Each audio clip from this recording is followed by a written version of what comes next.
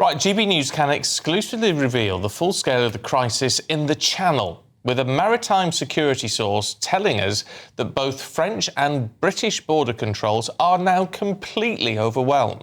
Yesterday alone, almost 1,200 migrants crossed the Channel, marking the highest daily total ever recorded, 43% higher than this very time last year. And it also means that British and French lifeboats and fishing vessels had to step in because official resources buckled under the pressure.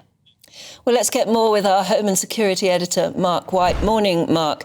This is remarkable. We don't know whether there was something extraordinary about yesterday or whether it's going to happen again today with those numbers.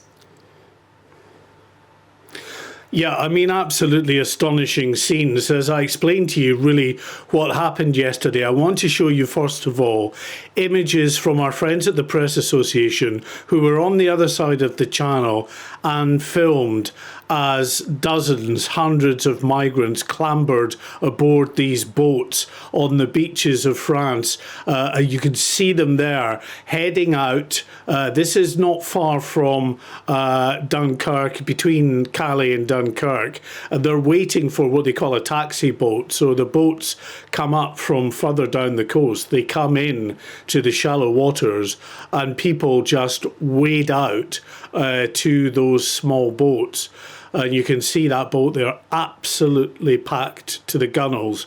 18 small boats made the crossing yesterday with an average of more than 65 people on board each of these boats. Now, you may ask, where on earth are the French police that we are paying £500 million in assistance to step up their security? Well, there were some French police, but they were effectively standing by and documenting what we're seeing. They are in vehicles just further up the beach, taking pictures and really just watching what is unfolding here in France. It is absolutely extraordinary, and because so many people were crossing from France to the UK, it completely, for a while, overwhelmed the ability of border patrol vessels in France and the UK to cope with this. They had to call in the assistance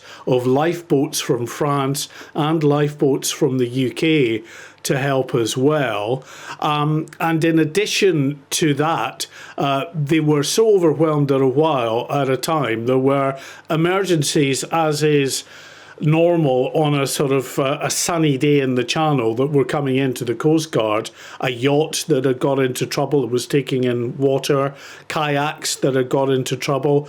The Coast Guard had to call in the assistance of local fishing boats to help those stricken vessels until they could redeploy their maritime assets to get there, because they were all tied up dealing with the spectacle here of the thousands of migrants crossing. And our producer now in Kent estimates that the number who crossed yesterday was just shy of 1,200. I want to show you some more video now that this was taken by our producer on the other side of the Channel that starkly illustrates what the authorities were up against. You see a lifeboat, that's the Dungeness lifeboat, coming in to the harbour at Dover to the migrant processing centre. But it was lifeboat after border force vessel after lifeboat. Our producer said he had never seen anything like it. There were back-to-back arrivals, and at one point they were all stacked at the entrance to the harbour. They couldn't get in. And you asked in your introduction, Anne, what was at play here. Well, it was because we had a break in the weather. We had a week of not very good weather where these small boats could not get across the English Channel because it just wasn't passable with the winds whipping up the waves. So anytime the weather improves, this is what we see. But the important thing to get out and across about this is the government has been telling us about their programme to smash the gangs, and they've shown us successes that they've had to arrest suspected people smugglers and to dismantle supply lines. But the thing about the improvement in the weather is, it shines a light on those efforts in the most extraordinary way, because we see that those efforts actually in the round are making no difference really at all. These are the images I was talking about before of the vessels just queuing up at the entrance to Dover Harbour, the most extraordinary scenes. And if that effort to smash the gangs really was coming up with the results and paying dividends, it would not matter that we're having a run of good weather days. You just wouldn't see the same kind of numbers crossing, because the people smuggling gangs have been smashed and dismantled and would find it far more difficult to get the boats across there. And I think just a final point on this. The really worrying thing about what we saw yesterday is this is just the end of May. We don't normally see in a year occasionally numbers touching 1,000 until much later in the year, the very height of summer, sort of August time, when you're guaranteed a big run of flat calm conditions. And then you can see some days you might get up to 1,000. Well, this was almost 1,200 yesterday. And so early on in the season, it is, I think, a portent of what we can expect going into the summer properly. OK, Mark, for now, thank you. Let's talk to political commentator Theo Usherwood. It's like the government's playing a game of whack-a-mole here and telling us, we will win. We definitely will win. Clearly, nothing is happening. If you speak to those who've worked at the sharp end of what Mark is describing in his excellent reporting, you've had a producer down on the Kent coast. If you speak to those at the sharp end, you're talking to people like Tony Smith, former Border Force commander over in Calais. They all say the same thing. You can't just solve this problem by smashing the gangs, because as long as you've got the demand, then another gang is going to come through, and another gang, and another gang. Once you arrest people and put people away, there's always going to be a replacement as long as the demand is there. You have to deal, their opinion, and their expert opinion, because they've been at the front line, with the demand. So you have to stop the trade. And if you manage to stop the trade and you can stop the crossings, because people who arrive in this country are immediately, there is a deterrent, and you would think the obvious one, and that's why the Conservatives thought of it, was Rwanda. Nigel Farage has said at the beginning of last week about being taken, not even being allowed to land in this country. You'd have to go to an offshore processing centre. Then that removes any interest somebody might have in coming to this country. And then you can get order on the situation. And then once you have that, you can then create a system whereby actually the British public will say, OK, that's reasonable, that sounds fair. But to what you were saying earlier, Anne, when your viewers watch these pictures, they see what's happening in the English Channel, they are naturally worried. I'm not saying the people who are crossing the Channel are criminals. I'm just saying we don't know who they are. We don't know.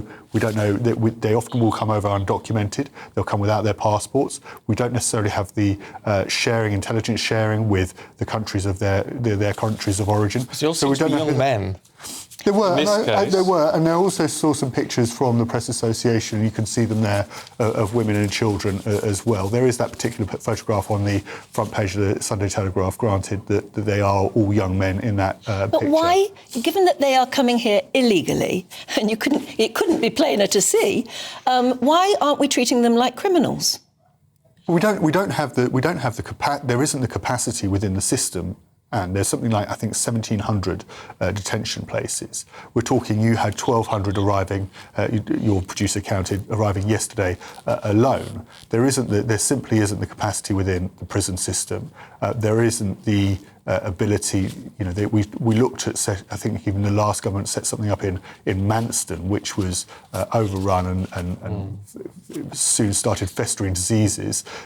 There isn't, so therefore these people go into houses of multiple occupancy and hotels. I mean, the issue with this is, just briefly, Theo, is that people will look at this and say, that's enough now. Urgent action is needed. And this whole smash the gangs rhetoric is not urgent action. Even if it worked, it's not urgent action. Completely agree, 100%. I think anybody, I don't even think necessarily if you're on the right, if your views are on the right, you're looking at this particular issue and saying, this is an issue, this is something which is enough. But the problem is that for Keir Starmer, and we've been talking about Lord Hermer as Attorney General, they're not willing to countenance changing the law in a way that would allow them to implement a scheme like Rwanda. They want to go through the official way of doing it, remaining part of international treaties, remaining part of the ECHR, and then setting up return agreements, either with, obviously they've got the countries of origin, but then with countries in Eastern Europe and the Balkans, where they could have potentially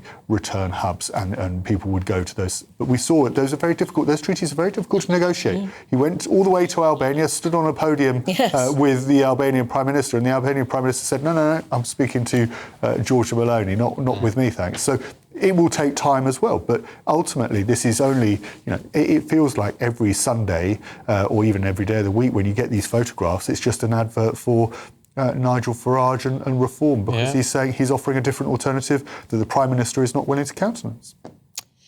Yeah, we all know it, and we're watching the pictures still of all of these people arriving, and nothing seems to be happening. And it's just worth mentioning they're victims, there's regardless of what your view is of this trade, these are people who've left their country to come to this country. It is not, they are victims of human trafficking at the very least. OK, Theo, thank you. Yeah, and I suppose the business model must be good because they keep doing it, don't they, the smugglers? If that's what they are, people smugglers. Anyway, look, we've got to read this out. I don't think you'll be very impressed by it generally, but it's a Home Office statement. They told GBNews that they want to end dangerous small boat crossings, which threaten lives and undermine border security, and will stop at nothing to dismantle their business models and bring them to justice. Impressive, huh? It's all good. Fair enough saying it. Good words. When you see something but that's all they are.